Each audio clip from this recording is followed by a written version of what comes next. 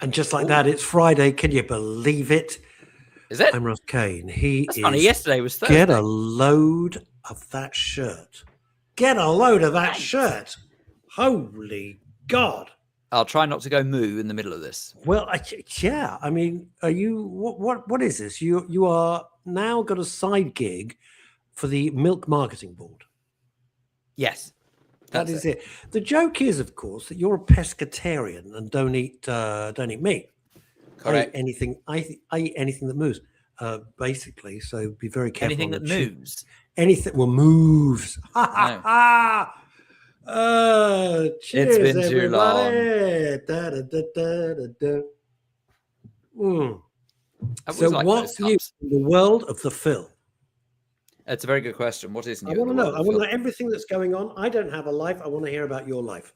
I don't think I've got much of one either. To be I only have honest funerals. I think I've got 7 funerals on at the moment.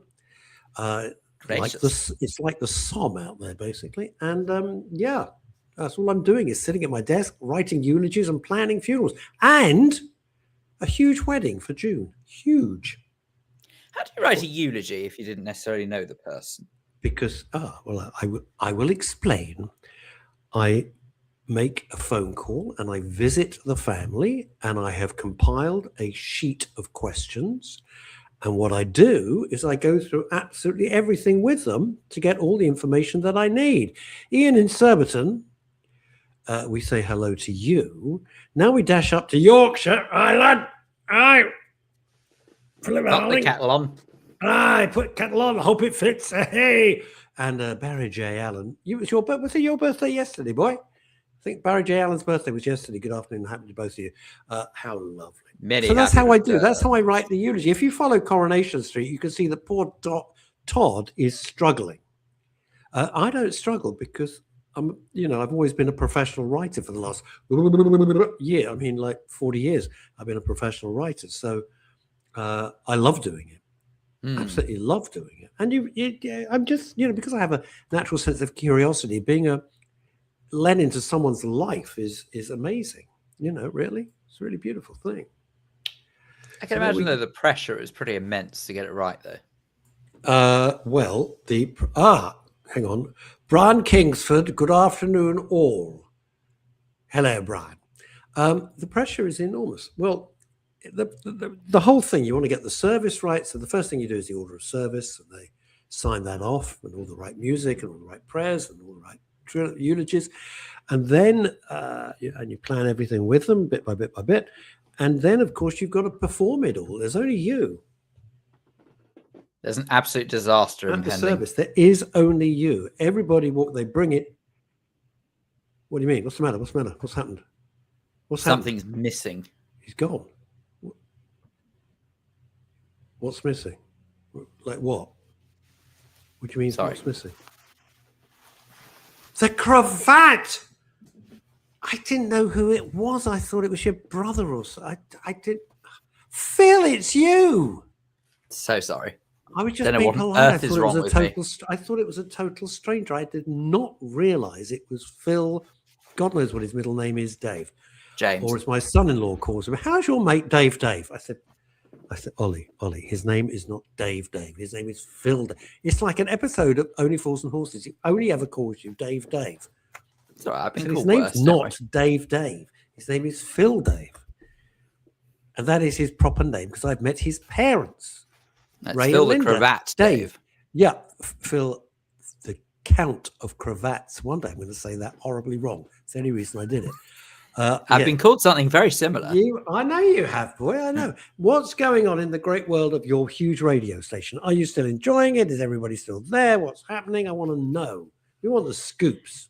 Well, look, everything is okay, but you know how it is in the world of radio. New year, and people start getting ideas, and things change. You see, that's where it falls down. As soon as you hear the word ideas from executives, you know it's shit.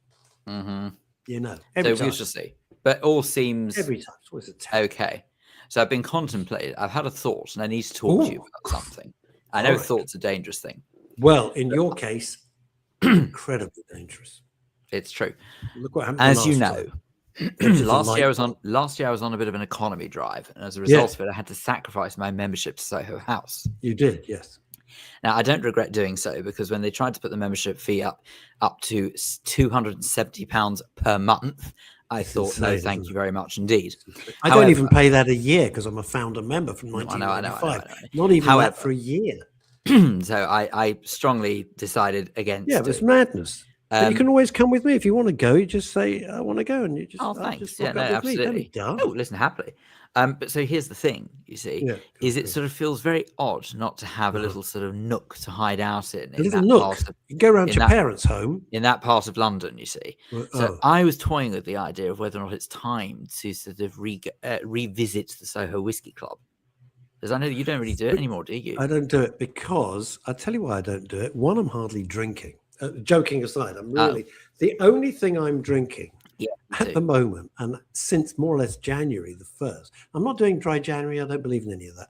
But when you turn up on the doorstep with a fabulous bottle of single malt, absolutely gorgeous, and I'm having little nips of that. It's wonderful. I've stopped wine during the week. I always had, it's interesting, I always had a bottle of wine in the fridge or on the side, and if you don't buy it, you don't miss it, right? So I'm not drinking wine at all, and it's just empty calories. I'm doing my best. I'm doing intermittent fasting as much as I can, 16/8 or more. So Soho Whiskey Club. How are you finding the 16/8? Easy. It's nothing.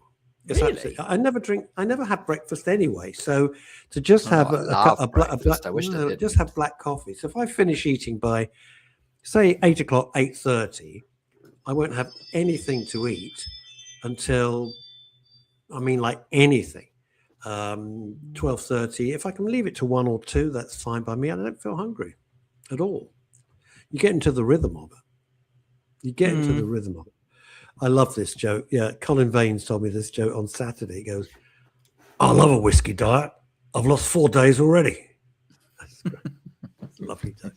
So anyway, Soho Whiskey Club in Old Compton Street is now, they put their fees up to £300 a year. I know, that's funny enough, actually. It was one of the reasons why I didn't pay it again. But it's very... I thought 250 was reasonable-ish, but 300, I think there's just something about 300 that makes you think, I don't know. So I haven't joined for the last 2 years, and I haven't missed it because I was rare. Anything with a club, you have to amortize what each visit costs, right? Absolutely. Well, that was one of the reasons why I decided it was worthwhile dropping out of Soho House, is because I thought, even if I went there twice a month, which I didn't, but even if I went there twice a month, that would be £135 before even walking through the door. Before I bought any expensive drinks, before I bought any expensive food, which inevitably, per person, you could easily spend about £50-60 on food and drink in there. So that's on top of that. And I just thought, really, why? It's utterly pointless. Soho Whiskey Club, it's a good place to go. You can hide away there. However, Colin Ray and myself, the Secret Cigar Trio, they've put in these new seats, well, new to us, and they are diabolical. They are so low and uncomfortable. And if you've got a tricky back, which I have following my car crash, it's really uncomfortable. And that's the problem. I know that sounds sort of petty, but the fact of the matter is, if you've got a bad back and you sit in something and it sets it off, you're done. You know what I mean? I'm putting the cover on. I was going to say, you sort your sock out. I took my sock off, and now there it is. I could wear it as a hat. Oh, God, you look like something out of Buckingham Palace. I'm sorry, Sarge. I put my Busby in the wash. I put it on a fast spin. Shouldn't have done it. Dave Sleet. You don't know about his fantastic Alpha machine. Have you heard about his Alpha machine? What is this, like a dominant machine or something? Don't be silly. Dave Sleet's got this gizmo. It costs about 500 quid. And you attach it to your head, and it changes your brain waves and makes you really relaxed. I find Auchentoshan does that as well. Speaking of Soho Whiskey Club, or Johnny Walker Blue Label. Johnny Walker Blue Label. Oh, good God, that is shocking. How on earth can you even swear like that? What, the Blue Label? I don't like. It's Johnny pretty Walker good at all. but you don't like the same thing. I can't bear your stuff because it smells like you've just gone out into the garden and dug up a load of peat, shoved it in a glass, and yeah, lovely. You know? Yeah, you love it. You're not happy unless it strips off the back of your throat. Correct. I can't even bear the smell of it. It's really interesting, isn't it? What people like, people don't like. Just to explain, Phil loves really peaty whiskey. The peatier, if they could just put peat in a glass, he'd be happy. That would be him. I can't even bear the smell of the aroma of it, and I like very light. Maybe I'm a wuss. I don't know. That's what I like. Anyway, the one you brought around, suggestion. Yes, I know, but you brought around fabulous, absolutely delicious, really excellent, very, very nice, slightly Moorish. Yes, that was the idea. Slightly think, might just have a little bit more. I like, let's have no. So anyway, my drinking is practically down to nothing. I'm astounded because I didn't set out with any great ideas, but it's good. I think, look, if you bear in mind the financial, if you weigh it up, put it on a balance sheet and a plus and a minus, I can never do that. I always say, if you've got a problem, put a plus column and an against column. And I can never do that because you go with your heart, don't you? You go with your heart, not logic. Go to the Soho Whiskey Club, and then you've got somewhere to sit during the day, especially if it's raining. You can sit inside. I think they've now got a coffee machine. It's about bloody time. So I think they've got a coffee machine. Well, I don't do coffee, as you know. So. Do you not drink coffee? Good grief, no. Why? What's the matter with you? Why? I just don't like caffeine. Never have done. I don't even know all of the time that I've ever done daft hours in my life, and you know there's been several daft hours. Yeah, all the time. I have only ever had ice cold water to wake me up. I would never ever have coffee. What, did someone just throw it over your head? Yes, that's what happened. That's what happened. Ice cold water. That's it. Dave A. Sleet. Alpha Wave Stimulation. We're having an open door event on the 29th. People can come and find out more. If I can fit into the schedule, Mr. Sleet, I will be there. Although Dave Berry said, I'll come round with the machine. I'm dying to try this thing. We did a whole thing on it on a Monday show with Neil Long, and it sounds fantastic. Meanwhile, so you spoke to Dave about this on Monday show, did you? What? Yeah, some weeks ago. Oh, don't! I'm mourning the loss. Are you? Does anybody else watch Coronation Street? I got to ask because I'm really pissed off. That was Neighbours you were just singing. Yeah, I know it was. That's the way my mind works. It's like a firework display, but only I know what's going to go off next. That's Neighbours, which I never watched. Corrie. I miss it. Do you? Well, you can get it on. There must be a channel that just shows Coronation Street. What do you think? I don't want to watch Coronation Street. I miss Neighbours. No, I know Neighbours. There must be a channel that you can watch Neighbours. Well, it's Amazon Prime, but they've just axed it. Finished at the end of last year. Would you want me to speak to Jeff? I've cancelled Amazon Prime because of it. I wondered. I had coffee with Jeff Bezos. We went up into space for a while. Me, Jeff, and his wife. And it was out of this world. She's out of this world. She's out of this silicon. And I said, I got a problem. And he went, what's the matter? And I said, I know you're like one of the richest men in the world. Phil has cancelled his subscription. He started to sob. I'm not surprised. Yeah, no, I'm not surprised. Michelle, that is the point. That is the point. She's watching live from Sydney. She is, Michelle. Horrendous. What? Michelle's I don't mean Sydney. No, I don't mean Sydney. I mean, she's because her message says Neighbours is gone. That's what's horrendous. Yeah. I don't understand. Home and Away has survived, but Neighbours, it makes no sense. I don't watch any of them, but the only thing I watch is Corrie. So here's the shtick. I don't watch any of them. The only thing I watch is Corrie. So you watch Corrie.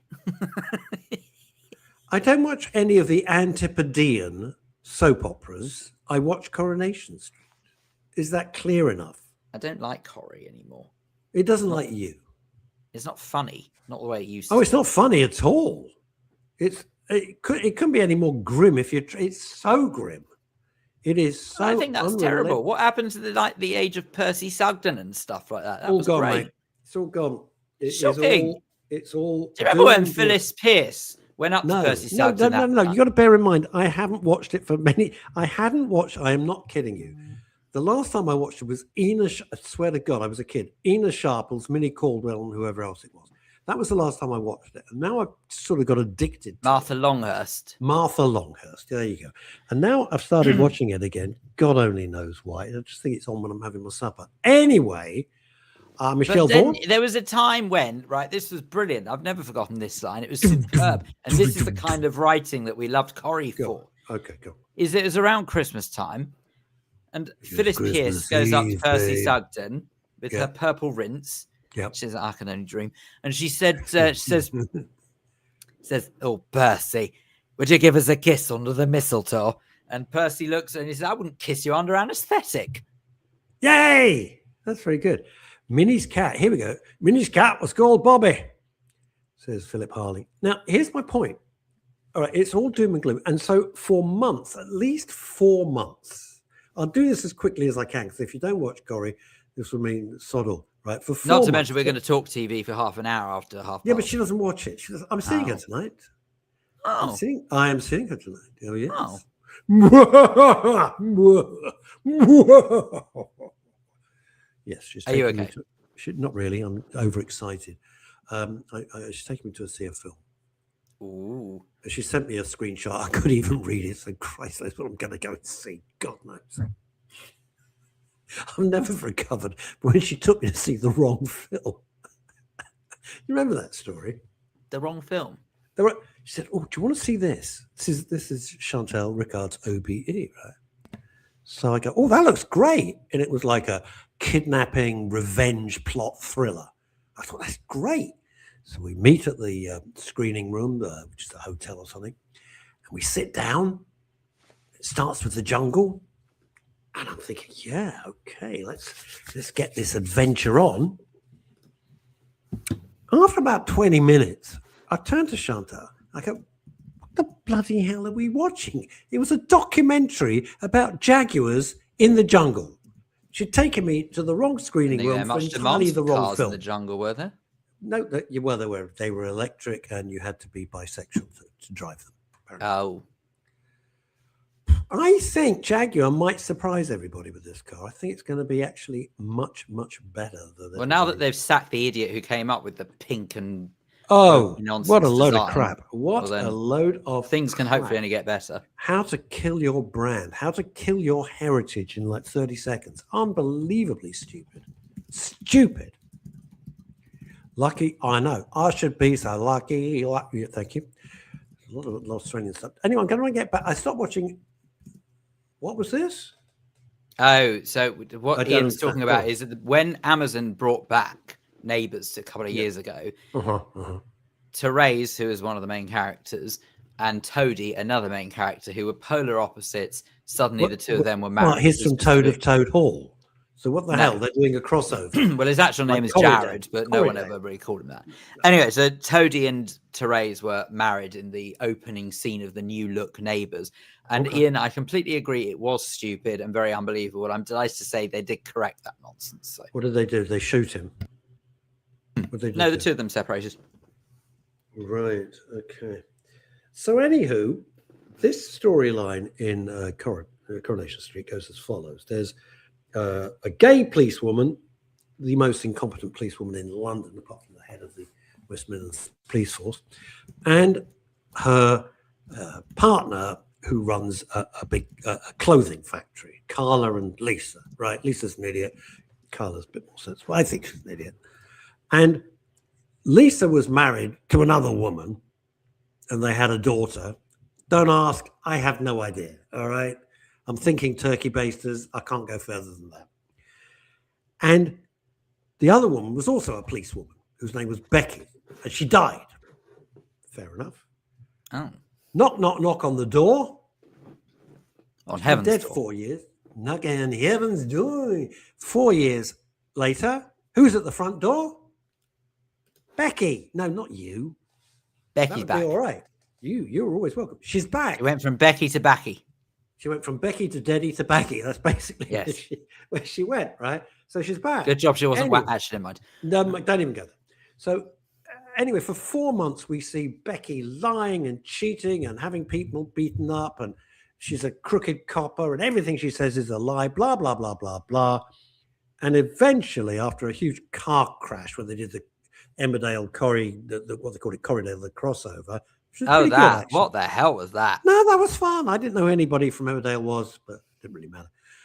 Anyhow. Corriedale. It was clever. It was pretty clever. Right. It was all right. For God's sake, they're not trying to find a cure for world poverty. It's just a bit of TV. Get over it, you know. If you don't want to watch it, don't watch it. It's fine. And anyway, so 4 months you've been booing and hissing and yelling at the screen at this woman. And then suddenly, she got 12 years. Boom. The end. So the whole arrest, trial, imprisonment, presumably, but what are you doing? I'm just reading a book of Doors. It sounds more interesting. You're a very unpleasant person. Book of Doors? What the hell's in it? Jim Morrison. What's in it? I don't know.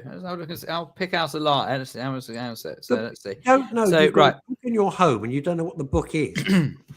Oh no, I get given freebies when it comes to books. I don't know what they are. Yeah. The whole thing was, it was ridiculous. Right, let's see. So according to Lee Child, whoever this is, Lee Child? Yes. Lee Child is one of the best-selling authors in the world. He created Jack Reacher. I don't know. What do I know? God's Right, sake. a stunning fever dream of a story that feels completely real. Don't miss this fantastic thriller debut. So it's a nonsense then, is it? Apparently. No, Lee Child, he's made millions and millions and millions through creating very happy Jack for Reacher. him. Yeah, good for him. Well, So there's one way to determine. It seems like it's a novel. There's one way to determine the writing style, really, because you can sort of assume if you just pick any page at random and you see the first line of a paragraph, you could soon be able to tell. So Drummond walked to one of the small cupboards hanging around the wall, number 6, and opened it. Okay. He removed the book that was within and carried it over to the table, placing it down next to his mug. Thanks. Well, that's pretty good. What's wrong with that? I bet you're intrigued now to know what happens next. Well, I want to know what kind of mug. Was it made by Chantal's brother? Oh, down yes. in Pool Pottery? Was it? Could have been. Yes. You're right. Look, Kimmy says, just joined to find that you're YOU''re. You're looking at doors. Kimmy, it's YOU''re, as Philip just said. Come on, Kimmy, you're better than that. Do we have to grammatically check the entire internet? That seems to be my sole purpose in life. Just go through the... I'm sure this comes as no surprise, but I drive my colleagues absolutely nuts because part of my job is obviously to monitor output and make sure that we're maintaining standards. Yeah. So the number of times that I'd notice that, say, someone is, I don't know, like a muck cavity or something like that, whoever the heck it is, is what their surname is. And I will always say, it's lowercase c, please. So lower class. There's a Freudian slip for you. Calling Dr. Freud. Dr. Freud to reception, please. Dr. Freud to reception, please. Oh dear, hey, Kimmy, has Phil ever considered to do audiobooks? I could listen to him all day. Oh, I know, I'm too quick. Well, do you know what, Kimmy? That's very kind of you to say so. Quick. Yeah.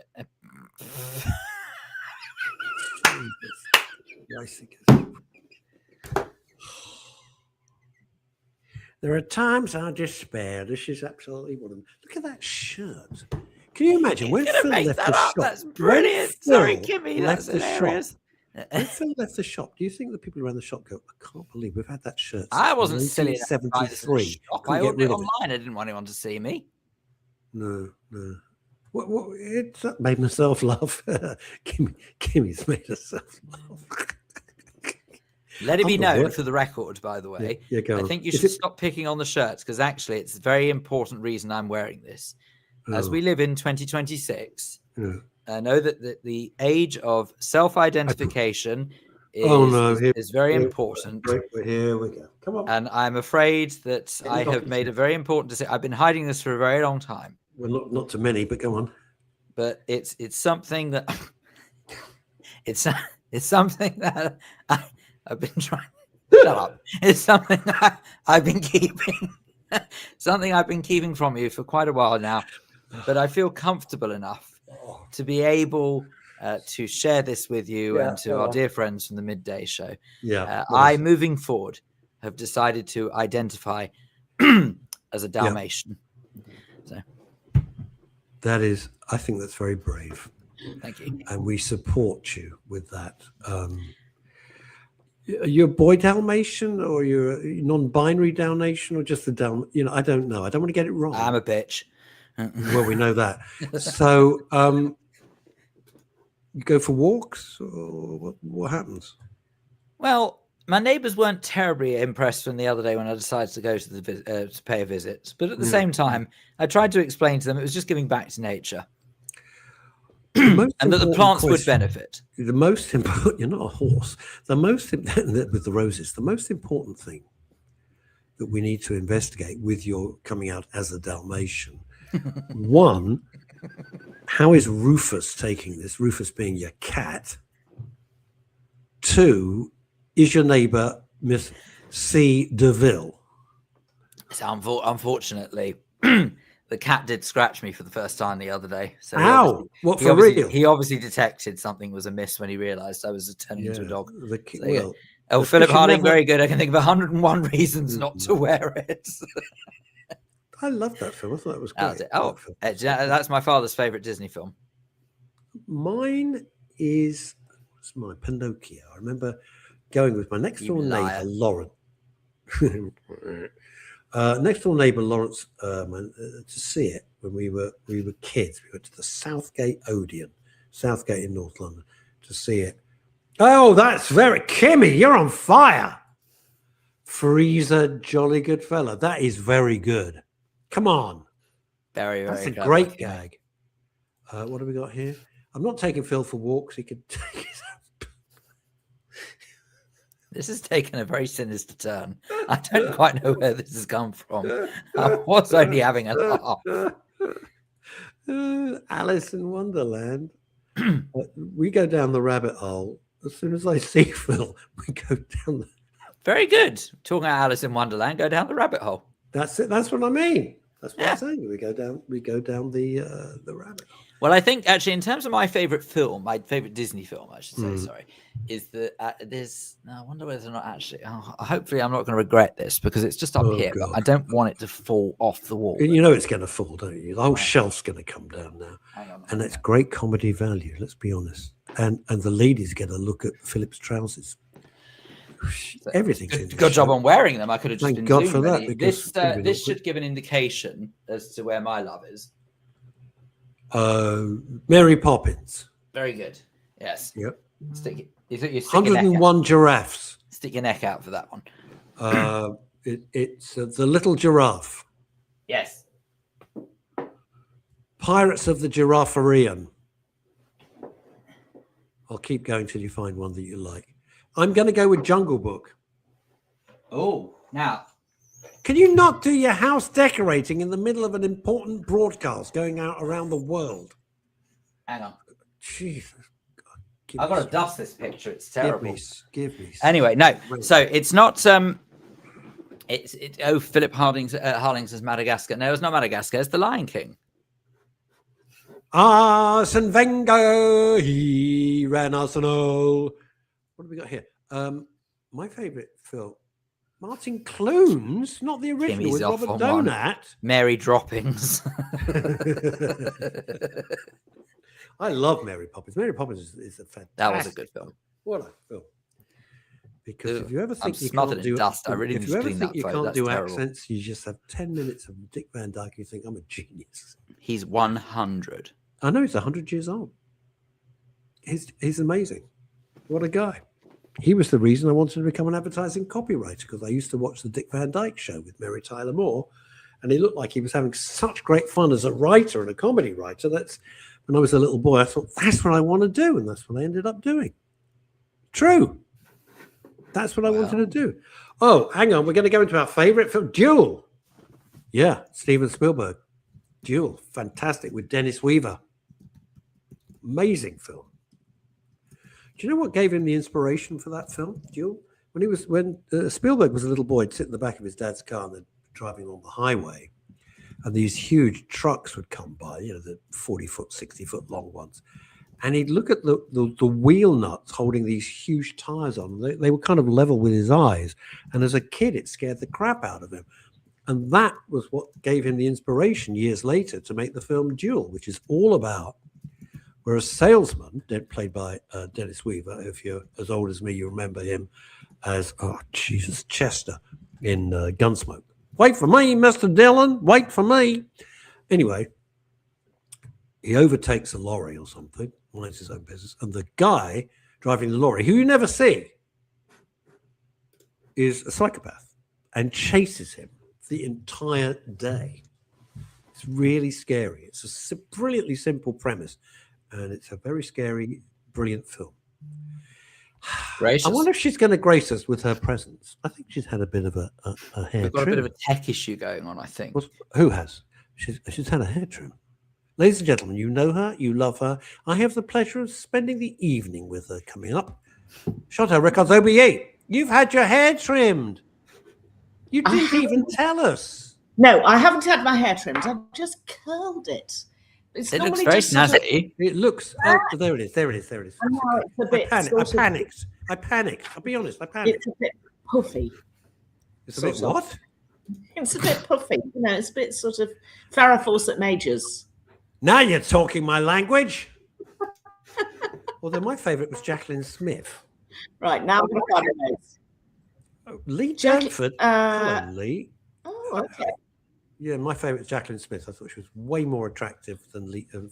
Farrah Fawcett was all hair and teeth, and it didn't really do it for me. Didn't really do it. Jacqueline Smith, very beautiful woman. Yeah. It's a fact. Fair enough. I think, yes. Whatever floats your boat, my friend. Well, you know what floats my boat? Anything with a pulse. Hello, Chantal. Looking fab. That's good. That's good. Chantal, where are you? Yeah, where are you? No, she's at home, I think. No, she's not. She's not at home. No, that's an office. That's an office. From the internet connection, I'd say Calcutta. Well, no, because they're always doing. Where are you? Doing fine. I'm got to guess what she's saying. I'm sort of moving. Chantas, this isn't going to work. This isn't going to work. We can't hear you. We're getting every 10th word. Over. And out. So I tell you what we'll do is we'll see whether or not we give Chantal the time to recover the internet connection, and hopefully we'll speak to her in a bit. Because it's terrible. We really want to speak to Chantal. We do want to speak to Chantal because a day without Chantal is like a day without sunshine. That was very poetic. I think so. Slightly. And also, I need to know what she's dragging me along to see tonight because I couldn't read with my eyes. I couldn't read what the hell she said. Much like that. Oh God. Oh, now hang on a sec. Chantal's moving around properly again, so we see whether we can get her back. Right, let's go. Is this any good now? Oh no, there she is. There she is. Hello. Oh, where are you? Oh, stop moving around. Stop it. Hello. Gone. No, I don't think Chantal. That's a shame. Are you there, Doris Stokes? Knock once for yes. God. I'm failing. Is there someone? You know who I love is oh Christ, what's his name? The ridiculous clairvoyant. Oh God, he makes me laugh. I'm seeing, and the letter P. Is anybody here with the letter P? What's your name? Derek O'Cora. No, it's a spoof. It's a spoof. Oh God, well, most clairvoyants are. Clinton Baptiste. Oh, Clinton Baptiste. God, he makes me roar. He makes me roar with laughter. It's so funny. I've met him a couple of times because he does stuff with TalkSport. So. Oh God, does he? Does he come in with the full wig and everything when he arrives? Oh yes. Brilliant. And the funniest thing is his son won't thank me for saying this. His son occasionally does freelance work for us, and he's very embarrassed by his father. Yeah, well, the only point of being a parent is to embarrass the crap out of your kids. There's no other point. That's it. That's the whole thing. Should we see if Chantas wants to come back? Well, I don't think she wants to go away in the first place. It was just more the internet. We don't know. Well, we just, even if we can't hear her, it's just nice. We can just see her, and it makes us look better. Oh, she's saying 1 minute. Right, 1 minute. We don't know what that means. She could be putting on makeup. 1 minute to curtain call, perhaps. Who knows? Heard about what's this? Heard about Universal Studios in Bedford? Yes. What about them? What about them? Hey, are you involved? I hope so. That means we can get a discount going in. That's the point. Maybe that's what I need to contemplate. That's the point. How is the cat, by the way? He's all right. See whether or not we can She's back persuade again. him. Now we got 2 Chantels for the price of 1. Rufus. I'm going to try this one. Let's see what happens here. This looks better. Yeah, that's way better. Hurrah! Huzzah! Huzzah! That's working. All right. Over to you, Chantal Rickards OBE in a secret location. I don't know what we're going. Look, I'm just going to go outside and shoot myself, and I'm going to let Phil run the show because Oxford Street is not. we can hear you and we can see you. It's all marvelous.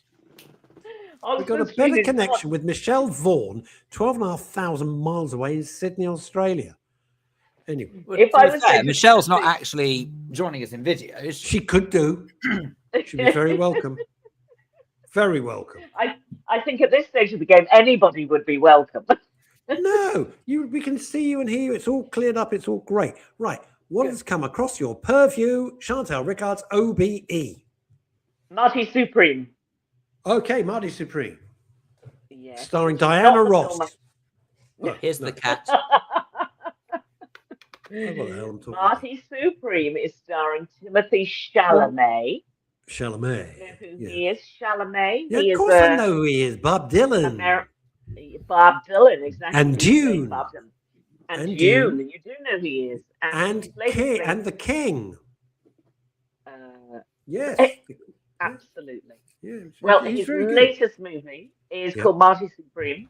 It is very loosely based on a sort of New York hustler, 1950s, who basically hustled his way around sort of sports halls. And he actually, the real guy, I think his name was Moser, the real guy was a very good, he was a prodigy at table tennis. So this character that's being created, the Marty Supreme character, is very loosely based on this American guy who existed in the 1950s. But it is an unbelievably good film. I mean, it's exhausting and it's too long. So I preface everybody by saying, miss 25 minutes if you can. I won't tell you which. What should you do? Should you miss the first 25 minutes because you don't care the last 25 minutes, or pop out and have a drink in the middle? What's the deal? Well, that's the problem, because it needs 5 minutes taking out here and another 5 minutes taking out there and another 5 minutes taking out there. How long is this epic? It's about 2 hours 13, I think. From now. Oh God, give me a 90-minute film. In, out, goodbye. Thank you. I love a 90-minute film. No, I really do. They're built. They're bladder-sized films, as opposed to films. Well, I don't want to get into that conversation after my last year's operation, but thank you very much. Thank you for triggering me. I'm triggered.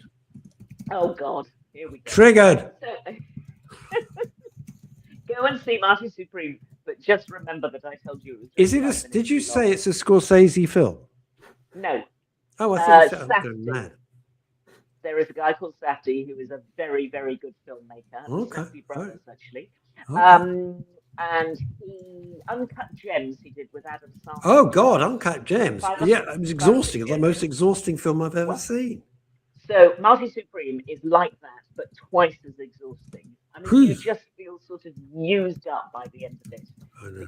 That's like having a drink with Phil. Fast. The end of it, I'm done. Like having a drink with Phil. I feel used up and used. Yeah. Well, the hustles are all brilliant, and actually there are slightly too many hustles because this guy's always on the make. He's always trying to make $5 here and $5 there, and he lets people down. And this is Phil. You're describing Phil. No, it's not. He's hustling. He's let people. Yes. I don't know. Honestly, I don't know why I turn up for this level of abuse every week. Because we love you. Exactly. I wouldn't if I were you. No, Phil never. You're right. I never. Oh, hang on. Good news for Phil. Good news. Come back, you fool. Yeah. Good news for Phil. Look, David Baddiel is doing a program about cats on channel. Is it called Cats Don't Count? Or 8 out of 10 cat. Oh no, they've already got that one. No, you can do either or. Yeah. Because of his book. It doesn't matter. Go on, move on. Oh, I see. Oh, Cats Don't Count. Oh, I see, because of the book. You see where I'm going with that? Yes, thank you very much. I understood what you did there. Sorry. Yeah, thank you very much. Thank you. I wonder why he likes cats. I'm not into cats. They're too independent. You ever had a cat, Chantal? We'll never know. Uh-oh. Finish We off. can just Cats look and at. cravats. We can just look at Ian. Chantal. Works for me. We can just cats and cravats. I quite like that. That's got a good ring. Cats and Cravats could be the title of the whole new show. Cats and Cravats, starring Phil Dave. How to put a cravat on your cat. Right. Okay. So that's Marty Supreme. Oh, we're having such tech difficulties with that. Yeah. Are you in Ice Station Zebra in the Antarctica? I can't hear a thing you're saying, you guys. Oh no! Oh, thank God! I've never Not a liked word. her. I can see you I've never beautifully. liked her. Very overrated. Are you still Hi, broadcasting? Chantal. I'm going to go out. I'm going to come back. All right. She's just building this path. I know what this is. This is part building. Right. You go away and press some buttons or something. Right. She's going to press some buttons and do something terribly clever. Okay. What did I tell you what I saw? You would love this. You would love this. Did I tell you it's called Murder in Monaco? Oh, it's on Netflix. It's fantastic. It's a documentary. It's a one-off documentary. It's like an hour and a bit. Absolutely sensational. Twists and turns, beautifully made. We're going to try again. You're teasing us. I'm not. Nothing. You're teasing us. You're teasing us with your. No, I'm not. I'm not doing it intentionally. I promise. That would come in and that would be very different. I'm bloody loving it. Have you seen, if you can Yes. hear us, Murder I in can. Monaco on Netflix? Oh, now, funnily enough, that is on my list today, but it's about number 7 or number 8, and we never get that far. Fantastic. It is. Oh It my absolutely God. is. It's like you're watching it and you go, I can't take any more twists. It's a completely true story. So it's all documentary footage. You go, Yeah. I can't. And you get to the end, I'm not spoiling it. And then this twist comes that is like, oh, what? And you got to kind of like Chinatown, the Jack Nicholson movie. You got to kind of rewind the whole of it in your head. And then it makes sense. Yeah. I think it's on the BBC, isn't it? No, it's on Netflix. Oh, it's on Netflix, right? Pretty sure it's Netflix. On Netflix. It's called Murder in Monaco. I can't recommend it enough. Absolutely fantastic. No, it's very good. True life story about one of the world's richest men who dies in his apartment. Edward Trying Safra. to get into. Yes, that's right. Edward Safra, one of the world's richest billionaires, very secretive man. And died in his safe room. Is that right? Yeah, So from memory, died in his safe room with his basically, nurse. Gracious, I hope he kept the receipt. I know. He did. He took it back to Costco, and he said that. Anyway, yeah, he's one of the world's richest men.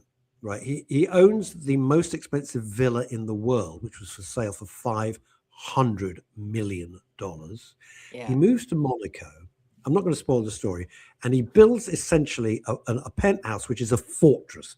I mean, a fortress. He has 25 bodyguards, 25, and he's murdered inside his own home. Boom! You work it out. He could have saved a fortune. By what? By what? Moving to Edgware. I don't know why he bothered. Like to Edgware. No one would have 25 even known he was bodyguards there. and a safe room, and he still winds up dead. What the heck's the point? I know, but with his nurse, because he was very elderly and very sick by that He stage. wasn't actually that elderly. He was just ill. I think he had Parkinson's or something. He wasn't actually, like that. He probably my age. Quick, read out Kimi Leshmar. Read out the rest of the list before you get cut off again. Right. Okay. Right. Marty Supreme, go and watch that. Because it is actually worth it, and I think he's going to win an Oscar for it. I don't think. Yes, he got the Golden Globe last weekend. Big weekend in Hollywood. Got the Golden Globe for it. I think he would get the Oscar for it. Hollywood loves him. He's a nice, intelligent, sweet young man, and this performance is just. He's like a chameleon, though, because he absolutely just. You never think, oh, it's him. It's not like Jason Statham. I love Jason Statham, but he always looks Chalamet. He's Jason Statham. He's always Jason Statham, but that's fine because that's good. It's like McDonald's. You know what you're going to get, and he delivers it well every time. End of. Right. And if you aren't saving money in January, sign up for Apple Plus for 1 month only, because then you can see Hijack Series 2 with Idris Elba, but more importantly, the Israeli production called Tehran, which of course is very topical at the moment for all sorts of reasons. Just a bit. Yep. Tehran Series 3. The heroine, if Israeli production called Tehran. That's not confusing. No, it is. You're right. But actually, this won an international Emmy when it first came out. Wow. 4 or 5 years ago. It is tremendously well written. The heroine, if you like, is a she's Mossad. She's a sort of hacker, spy, intelligence person, and she is in Iran, and she is trying to help the Israelis. So the thing is presented in both languages. Obviously, I am following along in my little English subtitles because my Hebrew is not very good. You lightweight. Your Hebrew's great. I know I'm a lightweight. But actually, so look, there's lots of action that goes on in this. Yeah. Oh, hang on. I'm sorry. This is worth it. Tehran the musical featuring the hit song I'm in the mood for love. No. Come on, Ian in Surbiton. That gets my vote. I love it. Go on. Sorry. Very good. We like that. That is very good. Anyway, well done, Ian. Israeli female heroine who or is working for the Israelis versus the guy who is in Iran working for the he's Revolutionary Guard. Boom. He is trying to find her, so it's a cat and mouse game. Yeah. For some reason, in the second series, Glenn Close turned up, which felt a little bit weird at the time, but actually it was lovely. Talking of 101 Dalmatians. Dalmatians, yeah. Exactly. I knew you'd do a complete come around on that. Yeah. And then in this series, in episode 1, Hugh Laurie pops up as the inspector, sort of government inspector, checking to make sure that the Iranians aren't building nuclear power plants. Are you sure he didn't? Yes. They didn't just say, Hugh, you're already doing the night manager. Could you pop onto stage 3 and just do the same thing? Well, we've only of course he was in that BBC Genetics series. Who do you think you are? Oh, very witty, very witty. Very good. Who do you anyway, think you are? You need to watch Tehran, and it's worth going back. If you haven't seen it, go back to season 1. But season 3 is out there now, and I am breathlessly waiting for episode 2 because I've only seen episode 1 so far. Okay. What? Okay. I don't know. You've got a musical accompaniment. All right. And then I wanted to tell you about all sorts of hijinks going on in Hampstead, because I know North London, it's full of scam artists. Not generally. Well, there we go. So would you have thought that one of the world's most successful female scam artists was basically scamming people in Hampstead out of Is it Lloyd Beanie in drag? No, it's not. But she looks a bit strange. And this is the story, true life story. So this is a documentary on the free BBC, or the relatively free BBC. Yeah. It's in 2 or 3 episodes, and it is about this woman who scammed lots and lots of people because her art was shamanism. And so she used to say, send me £10,000 in an envelope. I will send it to my shaman in South America. He will put it in a tree of life in a jungle in South America, and your cancer will be cured. You cannot believe load of bollocks. You cannot now, believe this speaking stuff is of still Hebrew, do you know that's one thing I didn't have to say in Hebrew is tree of life is Etz Chaim. There you go. Oh, okay. Well, every day is a school day. Thank you. So wait a minute. So these people, so this woman, smart enough to be living in NW3, are dumb enough to believe this complete shyster. Yeah, and there are lots of interviews with the people who were scammed. Heartbreaking stories. I mean, she literally got her claws into people, and then she would get them to tell their friends, and eventually she was just getting envelope after envelope after envelope with a stash of money in. The shaman, her friend in South America, did exist, but clearly he was not getting the money, and it was not going on the Tree of Life, and people's cancers were not being cured. So this is all about, to just dive a little bit deeper, this is all about people with cancer, right? Well, cancer, but also she would say, oh, I can cure your infertility or, problems in life. But I mean, this was a hoax of all hoaxes. I got to tell you something, Chantal. Not to detract in any way, but when my wife was very ill with cancer and dying from it, every bloody con artist in the world approached me. What you've got to do, Russ? Oh, yeah. Like, you haven't got enough pressure.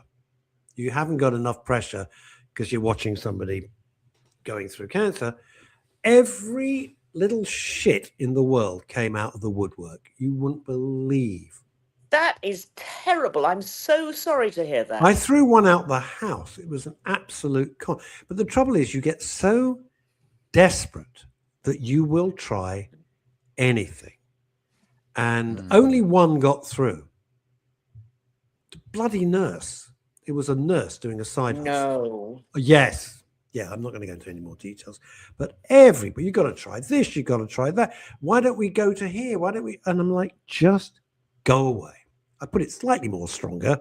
It was a 2-word phrase, the last one being off. And I wouldn't do any of it. It was shocking. That is so bad. Oh, it's disgusting. Yeah. And you wonder why I have absolutely such a low regard for human beings over dogs. Well, this woman picked on vulnerable people, and she absolutely had a dog's nose for it. She could smell them out, and then she would pinpoint them and go after them. So they were, vulnerable in all sorts of ways, whether they were elderly or whether they had no friends or, whether they weren't working very much and needed, more income or something. Could you stop describing me? Oh, it's not true. Annoying. Anyway, it's on the BBC. What's this? Kimmy wants to know, what's the show called? It's called £1 Million Scam, and it is on the free BBC. Wow. Not BBC Three, but free BBC. What, on the iPlayer? It's on Is that the word we're looking for? We're looking for the word iPlayer. iPlayer. Okay. Wow. Yeah.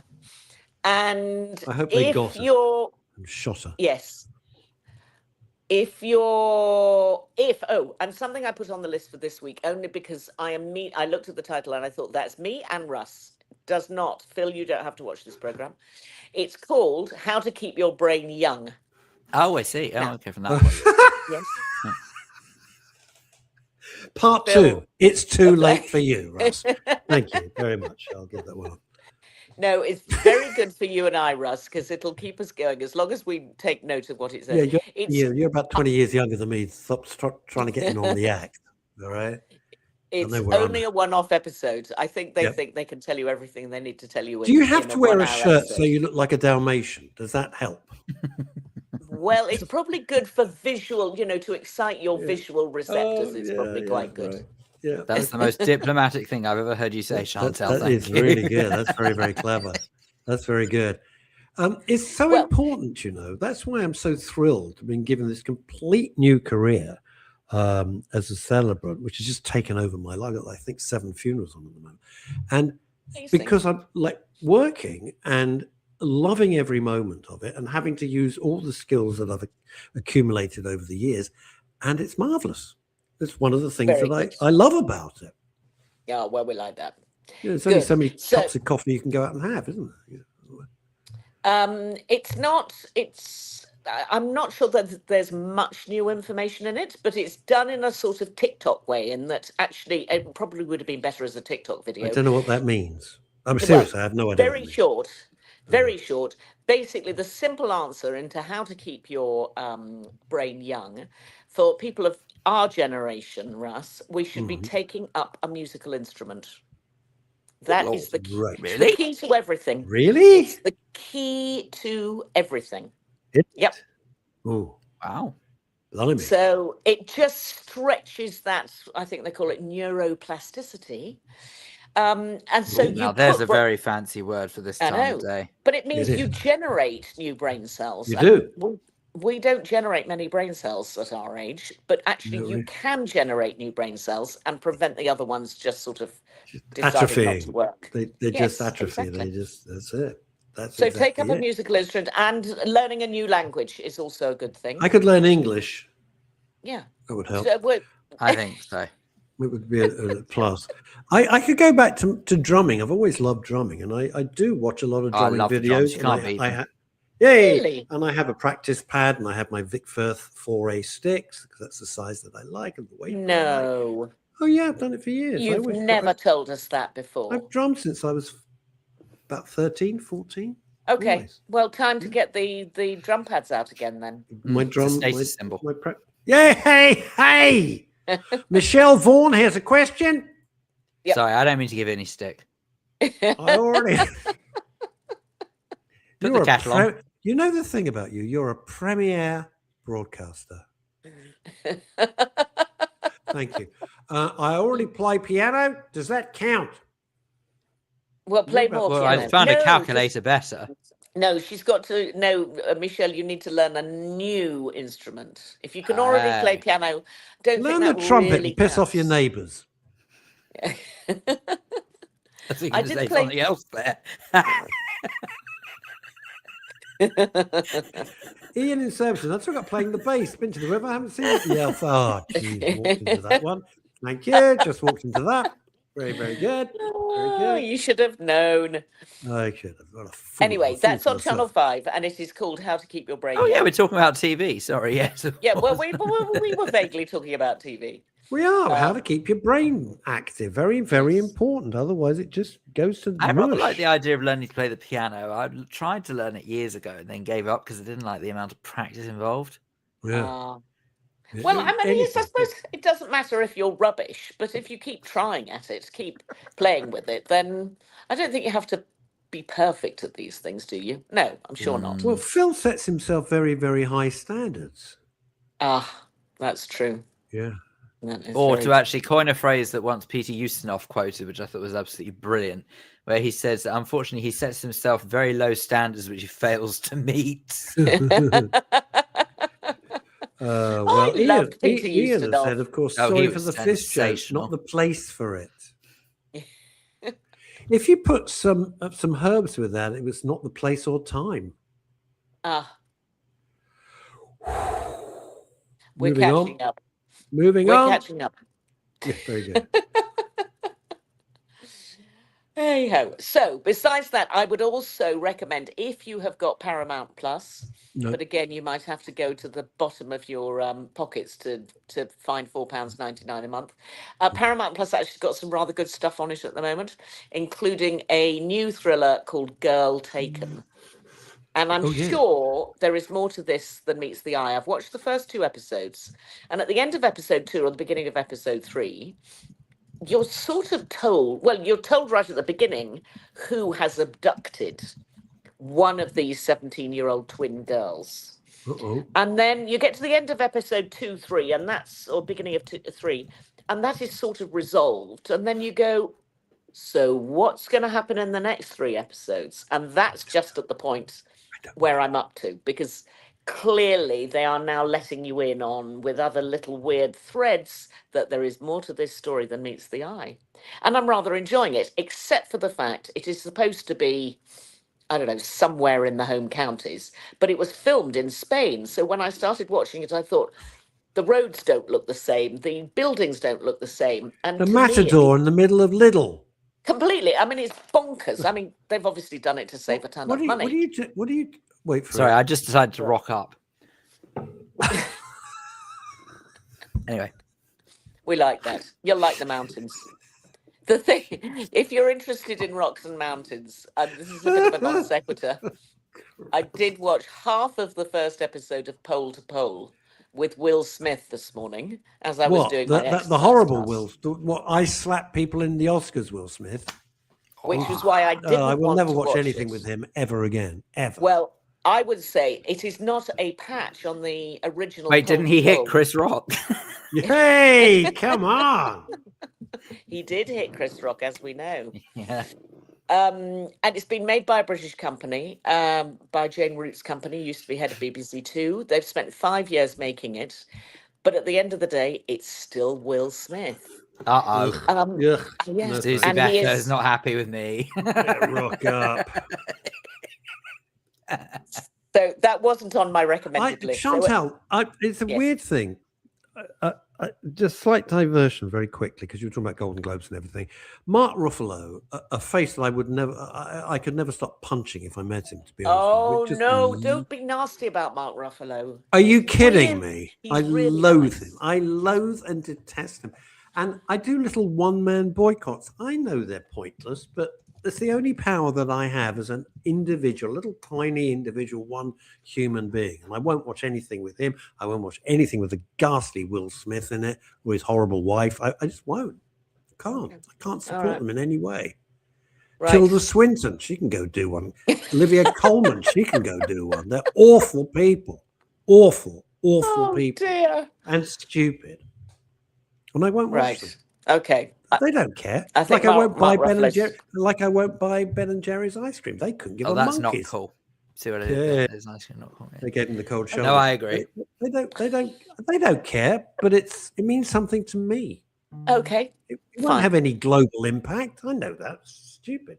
But boycotts can work both ways, and that's what these clowns need to understand. Right. A fair game. In that case, it's 1 minute past one. It's time to go. I've got places to go and people to see. You're in an office. They're probably going to come in any minute and go, and where is that flowchart, Chantal? And you go, it's going to take a long time to walk down Oxford Street to see you at 6 o'clock tonight. You're seeing me at 6. And Chantal, let it be known, I'm delighted that you brought your biggest fan with you. Biggest fan with me? Over your head. Up the top. Oh. The joke worth explaining. Anyway. Look at that. She's a futurist. She's a time traveler. It's Saturday here. Have a good weekend, Michelle. Tis Day. Saturday. Thank you so much for joining us. Phil's got to go. I've got to go record my podcast. Cheers, now. Phil. Chantal. Bye, everybody. See you later, Russ. Bye, gang. Bye.